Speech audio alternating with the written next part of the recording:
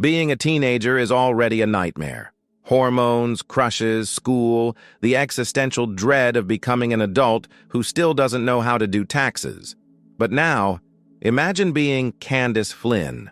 Your entire summer vacation is reduced to one mission: catching your little brothers in the act of building a rocket ship, a roller coaster, or a time machine in the backyard. And failing every single time. You're not just the older sister, you're the villain of your own life story, cast in a tragic role where no one believes a word you say. You scream, you panic, you drag your mom outside to witness the chaos, only for the evidence to vanish the second she looks.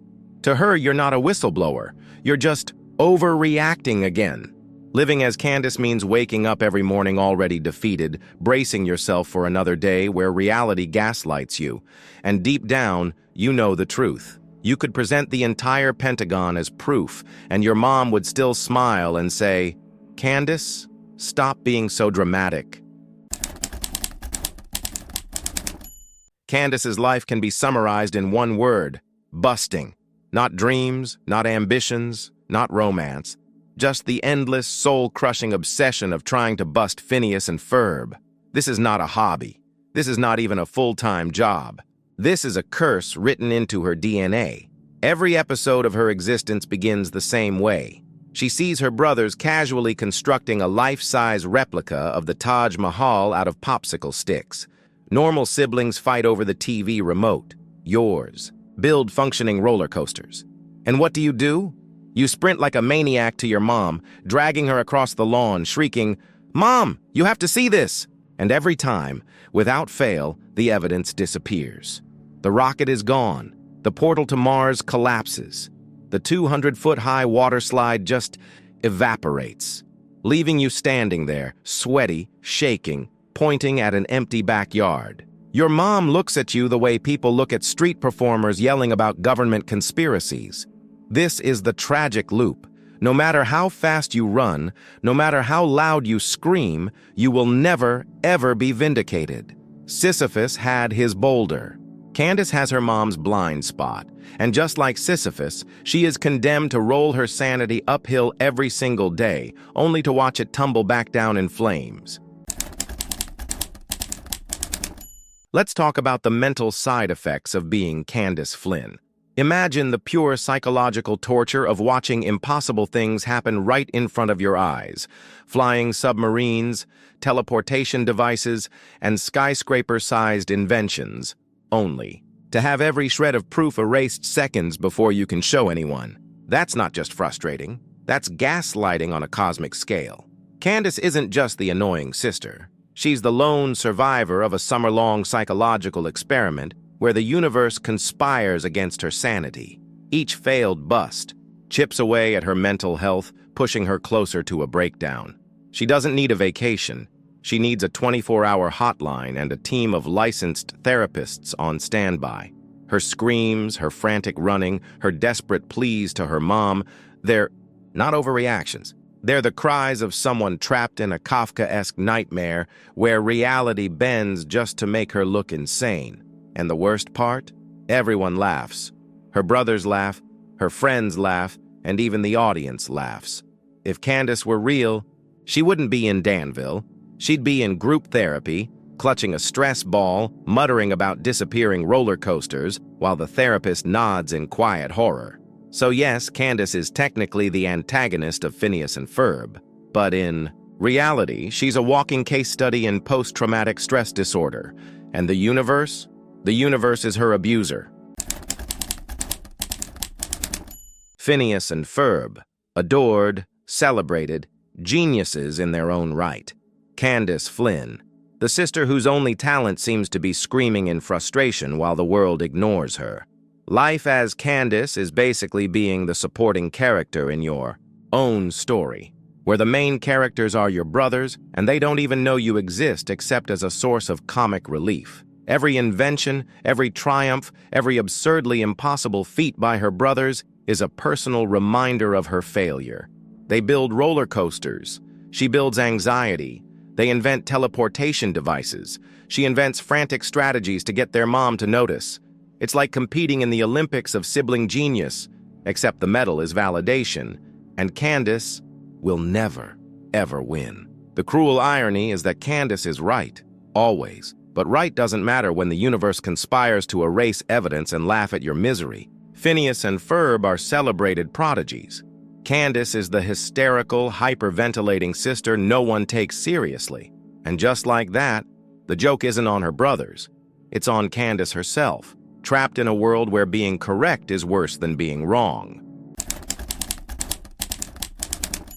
Being Candace Flynn doesn't just ruin her relationship with her brothers. It ruins her entire social life. Imagine having a crush like Jeremy and being utterly invisible to him most of the time. You plan, you scheme, you rehearse lines that would make Shakespeare proud, and yet Jeremy barely notices you exist.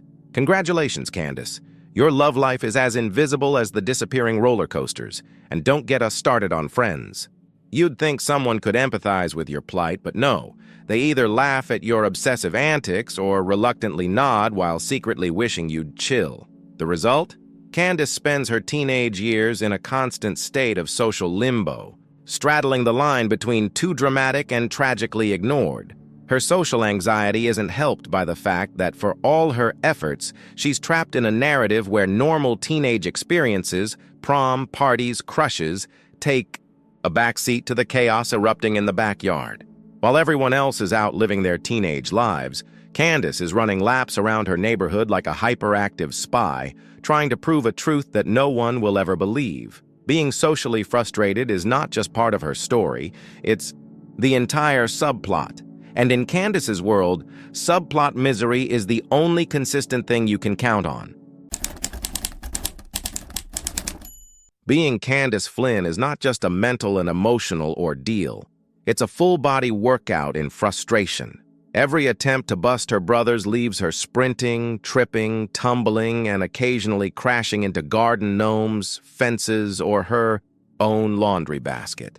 Her summer vacation could double as a triathlon, running, yelling, and desperately gesturing to invisible evidence. And let's not forget the screaming. Candace's lungs should come with a warranty. Hours spent shouting at the universe take their toll. Her voice cracks, her throat burns, and yet for all that effort, it's like shouting underwater. The evidence vanishes. Her mom blinks, and she's left on the grass looking like a human tornado of rage and exhaustion. Even minor physical injuries become symbolic of her struggle. A scraped knee from chasing a flying skateboard is not just a scrape. It's a medal of dishonor in the war she wages daily against her brother's genius. Each tumble, trip, and bruised elbow is another reminder that the universe doesn't care about Candace Flynn, her sanity, or her physical well-being. Being Candace is like running a marathon where the finish line is a mirage, and every step reminds you that your life is a relentless series of pratfalls disguised as comedy. If there is one cruel truth about being Candace Flynn, it's this: her torment is eternal. Every day is a repeat of the last, an endless loop of chasing impossible evidence, screaming, and failing to gain validation. It's like the universe decided to rewrite the myth of Sisyphus, except instead of a boulder, she pushes her sanity uphill, only for it to tumble into oblivion every evening. The backyard becomes a war zone of imagination, invention, and sheer chaos. Yet Candace always loses. No one acknowledges her victories because they simply don't exist. And why? Because reality itself conspires against her. Roller coasters vanish. Time machines implode. Rocket ships disassemble mid-flight. It's not incompetence. It's cosmic cruelty. This cycle doesn't just test patience, it erodes identity.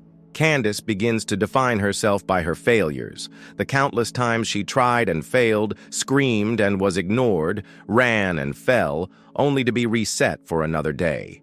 And through it all, Phineas and Ferb remain oblivious geniuses, oblivious to the human tragedy at their feet. Being Candace Flynn is to live in a nightmare dressed as a children's cartoon, a world where the protagonist is always right, yet the story insists she is wrong. Her life is a perpetual cautionary tale. Proof does not matter, sanity is irrelevant, and the universe will always have the last laugh. So, what have we learned about life as Candace Flynn? Simply put, it's a masterclass in futile obsession. Every attempt to prove the impossible, every desperate sprint to validate her existence, every scream lost in the wind, it all adds up to the same heartbreaking truth. Candace is eternally ignored, eternally frustrated, and eternally right. Her summer is a treadmill of despair. Her sanity is a fragile balloon, constantly punctured by disappearing inventions and unseeing adults. And her reward? A world that laughs at her suffering while she bears the weight of genius she cannot control. Candace Flynn is a living paradox. She is the protagonist of a story where being correct is meaningless, where her efforts are invisible, and where triumph is erased before it can exist. She is a cautionary tale of overexertion, misplaced hope, and relentless cosmic mockery. If life had a voice, it would whisper, "Run, scream, point, and fail forever." That is Candace's reality, and perhaps, in a strange way, that's what makes her human. Because if anyone can endure relentless humiliation, survive the absurd, and still keep running, it's Candace Flynn. Her life is a never-ending scream in the face of a silent universe. And that, dear viewer, is why it truly sucks to be Candace Flynn.